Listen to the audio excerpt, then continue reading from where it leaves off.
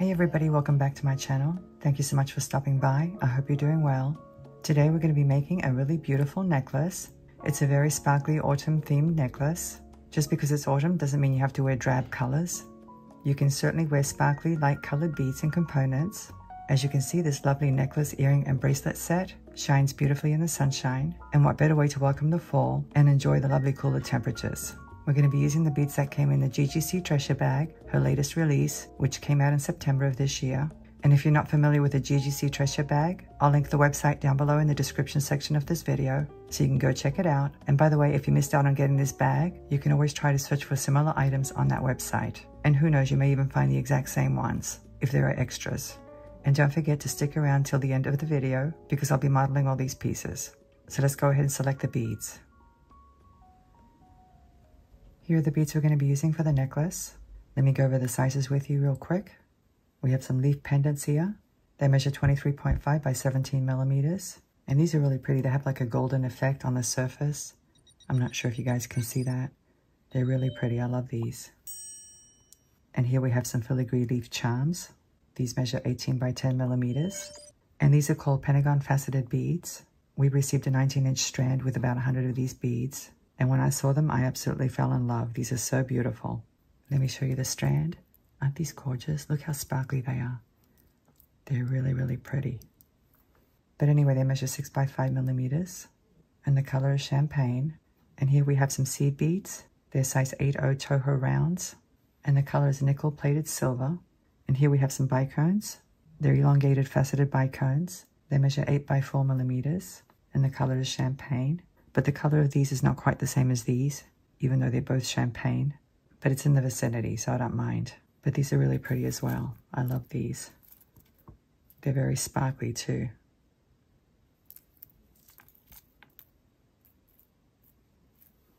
And as you can see, I have some jump rings down here. I'm going to use them on the leaf charms. These measure 6.5 millimeters and these measure 6 millimeters. I'm using the larger ones on these. Now, in addition to these items, I'm also going to use a lobster clasp, crimp beads, and some crimp bead covers, but I'll bring those out later on. For the necklace, I'm going to be using this beading wire. This is 49 strand beading wire, and it measures 0.024 inches or 0.60 millimeters, so it's pretty thick, and the color is silver, and I don't have too much, but I have just enough for this necklace. And the reason I'm using the thicker beading wire is because I want the necklace to drape properly. I want it to have a little bit of body. It's going to sit right at the collarbone, so it's not going to be a very long necklace. And I don't want it draping too much. So we're going to start by preparing these charms. Let me open up a jump ring.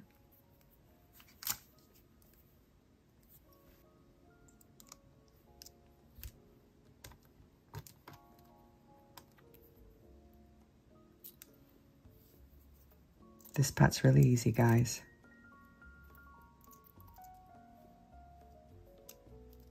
But you do want to make sure you close your jump ring really well. And now let me show you how to do this one.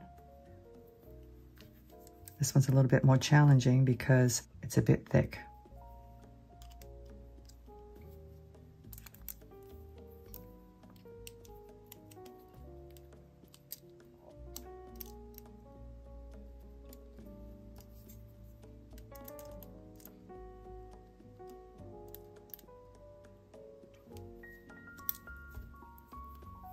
But it went on just fine, as you can see. So let me speed up the film and I'll do the rest.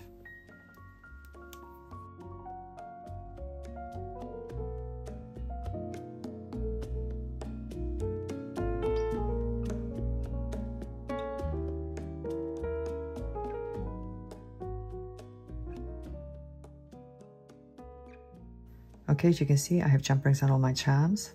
And now we're going to work on the bottom part of the necklace. And I have been playing with these beads today, so I kind of know what I'm doing. I'm going to be using my magic rods. I carry these in my Etsy store. They come in two sizes, 9 and 12 inches, and these are the 9-inch rods. I like to use these to arrange bead patterns. They're made out of steel, so they're very sturdy, and they can hold large beads as well as small beads, including seed beads. And then once I have a section of beads, what I do is I bring these stoppers in close to bring the beads up against each other. And that's how I get accurate measurements. Now, obviously, not everybody has one of these, so you can just use a scrap piece of beading wire. Let me remove the stopper. So let me show you what I had in mind. I'm going to start with a seed bead. And then one of these crystal beads, these faceted pentagon beads, or pentagon faceted beads, I should say. And now one of these charms. And I think I'm going to have the leaf pointing that way. I'm going to have 2 leaves pointing that way, 2 of these metal charms, and the other 2 pointing left. Or maybe I'll do it the other way. I'll have 2 pointing left, and then the other 2 pointing right. It'll make sense once I load everything. And now one of these pentagon beads, and a seed bead. So that's what it looks like. I think it looks cute. And now one of these bicone beads. And the large pendant. And another bicone. And a seed bead. And one of these crystals. And one of these charms. This way. And another one of these crystals.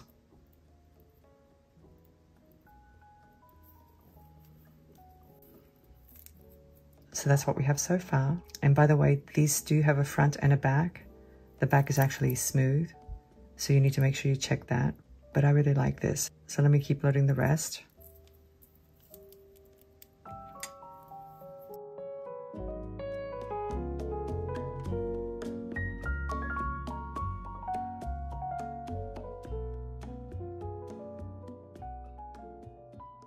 So that's what we have so far. I think it looks super cute. It really does. I'm pretty happy with it. So let me put a stopper on.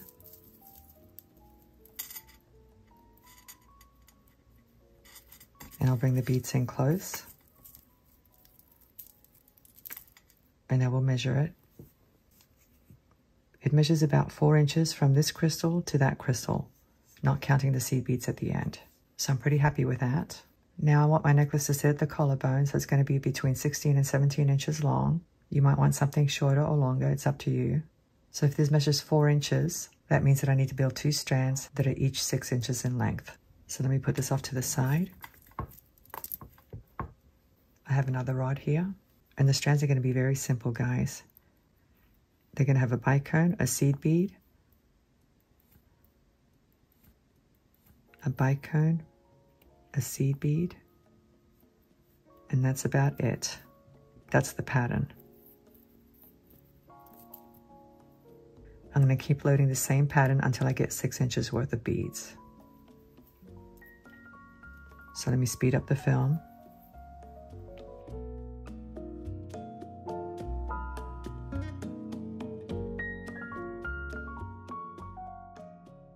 Before I load any more, I'm going to measure it. I don't think I'm at 6 inches yet. Let me see. It's a little bit over 5 inches. So I'm going to keep loading some more. That should be enough. Let me put a stopper on.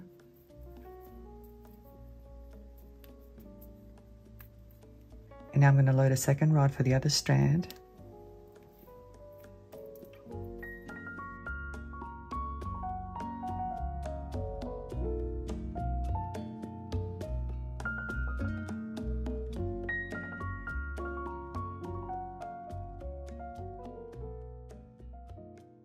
Okay, I have my 2 rods worth of beads. Let me just check the length. They're a little bit under 6, but I have these 2 seed beads at each end.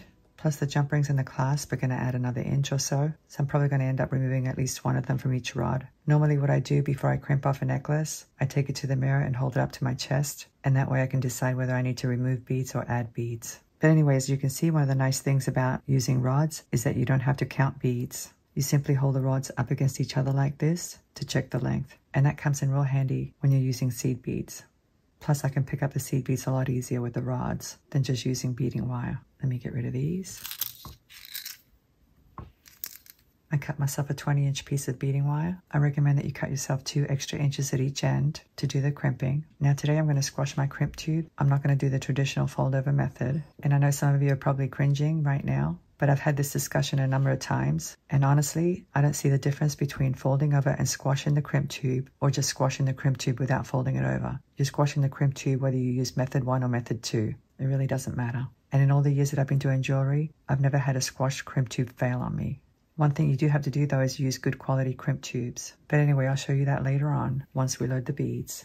I'm going to place a clip at this end so I don't lose the beads. You can use a bead stopper if you want to. And I'm going to start with the strands. So let me remove the stopper. And this is super easy. To offload from the rod, you hold on to this end of the rod, grab a couple of beads, and load them directly onto the beading wire, just like that.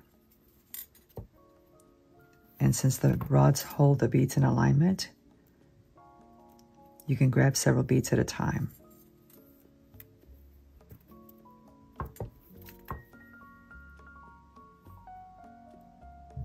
Especially if they're all about the same size. So let me keep loading these.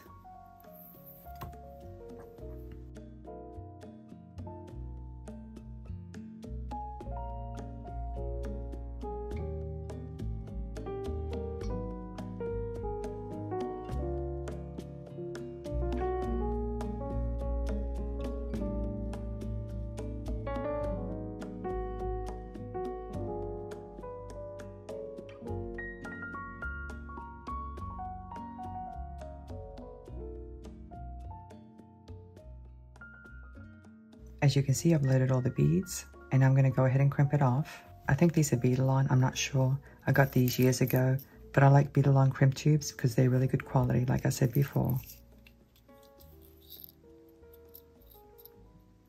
Sometimes the cheap ones crack, so I'd rather pay a little extra and get better quality crimp tubes. Here are my clamshell covers. Let me show you what they look like. As you can see, they have an open loop. And it's relatively thick, which means they won't slide out of the gap of a jump ring, and that's what you want. Let me open up one a little bit to make it easier. I'm just going to open it like this.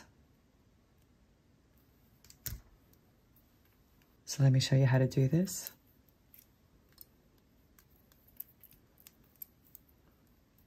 I'm going to feed the beading wire through the back of the clamshell cover. Just like that. And now crimp tube. Now this end's going to be a lot easier than the other end. Using chain nose pliers, I'm going to grab that crimp tube and give it a squash. Let me turn it around this way.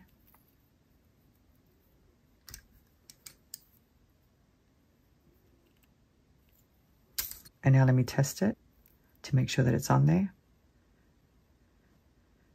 And it is, it's not going to go anywhere. So now I'm going to trim it off.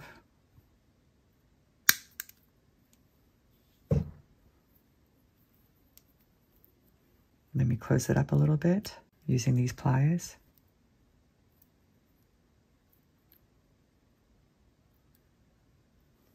And now I'm going to use these.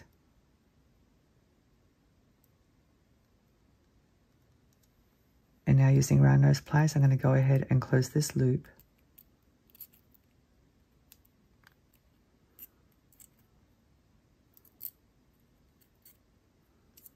Just like that.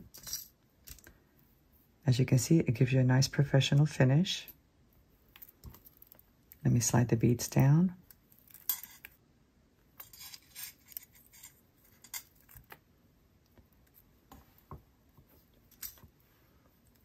You want to make sure there are no spaces, but you do want to make sure that the necklace is nice and fluid.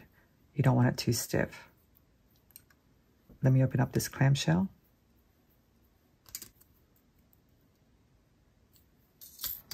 And now I'm going to feed the beading wire through the back, or the bottom of it, like that. And now the crimp tube. Let me check for spaces again before I crimp it off.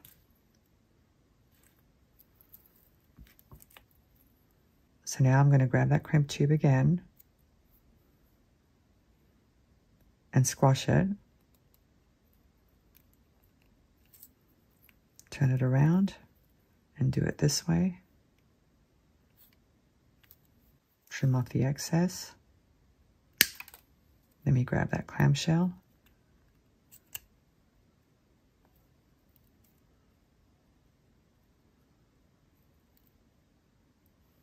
and I'll finish closing it up.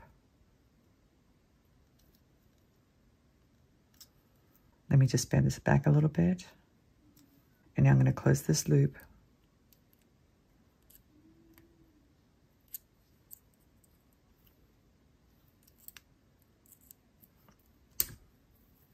And that's all there is to it.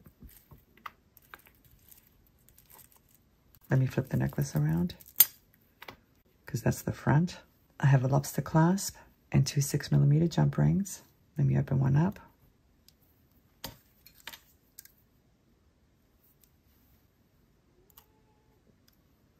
Let me slide on the clasp.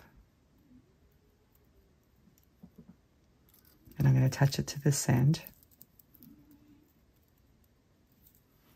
And close up the jump ring.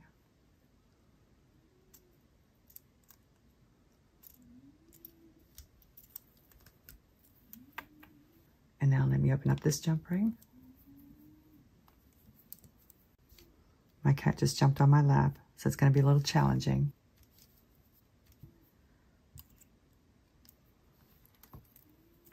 I'm going to attach it to this end now.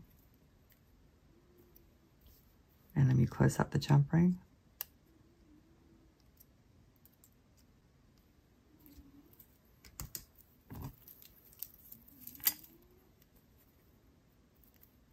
See how professional it looks?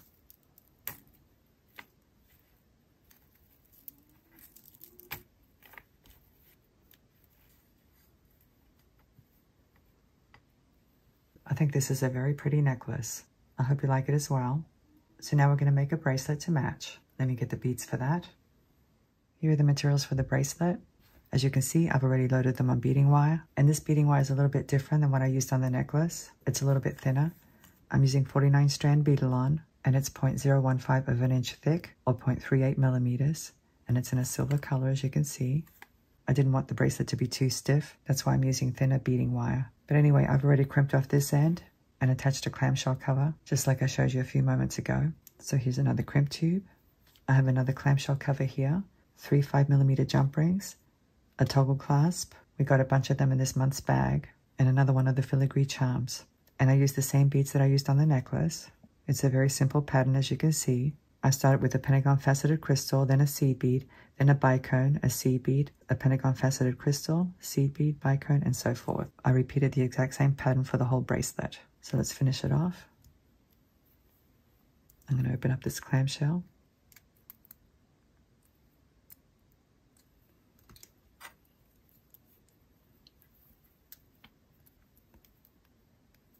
Feed the beading wire through the back of it. Now the crimp tube. Bring it down. You definitely don't want your bracelet to be too stiff. So now let me grab that crimp tube. You want to make sure it's centered.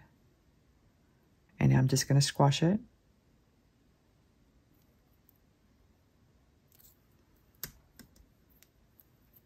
Turn it around. And squash it from this side. Test it.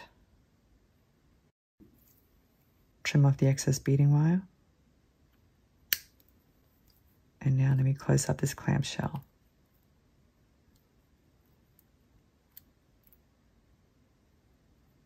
I like using these pliers because they don't slip around on the metal for some reason. Let me kink this back a little bit. And now I'm going to close this loop.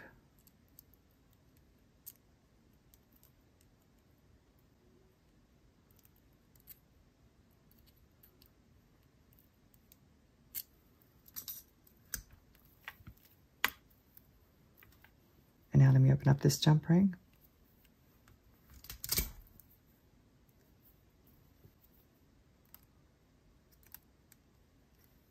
Attach one of the portions of the toggle clasp.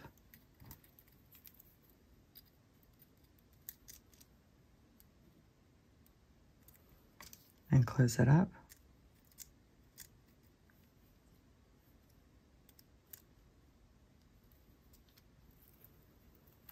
And now let me open up another jump ring.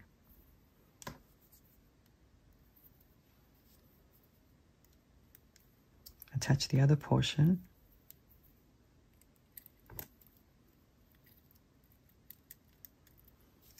And close it up.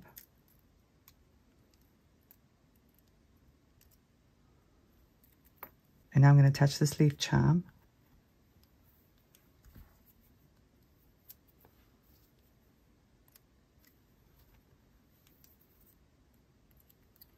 I usually like to attach it on the ring side of the bracelet, the ring portion of the toggle clasp. And I'm going to connect it to this jump ring and close it up.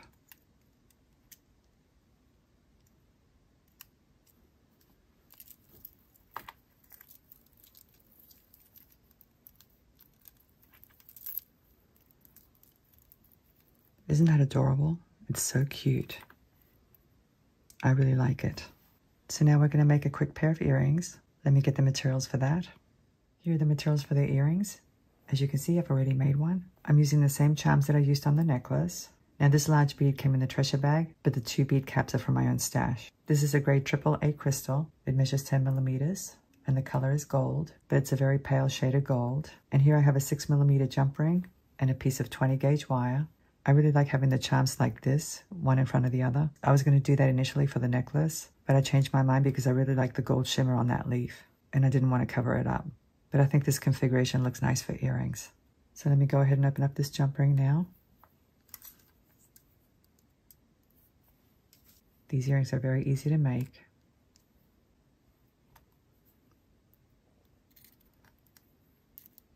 I'm simply loading the charms onto the jump ring. Now I do want to make sure that I mirror this leaf, so I need to spin it around.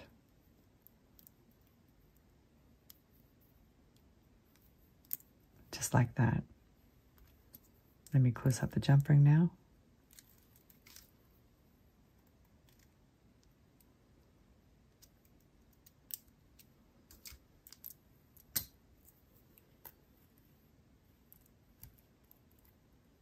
Let me assemble the top part of the earring now. I'm going to kink my wire at about 3/8 of an inch, something like that. Grab the end with my round nose pliers. You want to make sure that it's flush, and I'm simply going to loop it.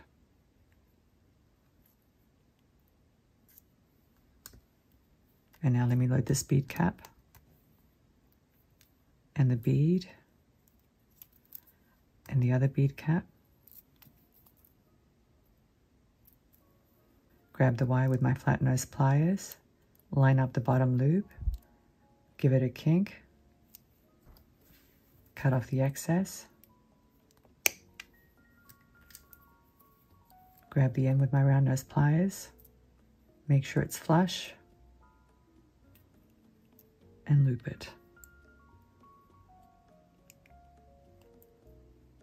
Make sure your loop is centered, and you want to make sure it's closed.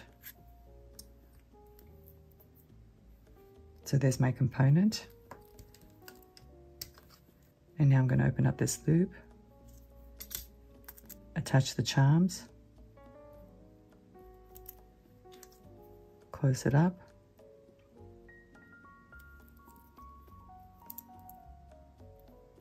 open up this loop now, attach the ear wire hook, and close it up.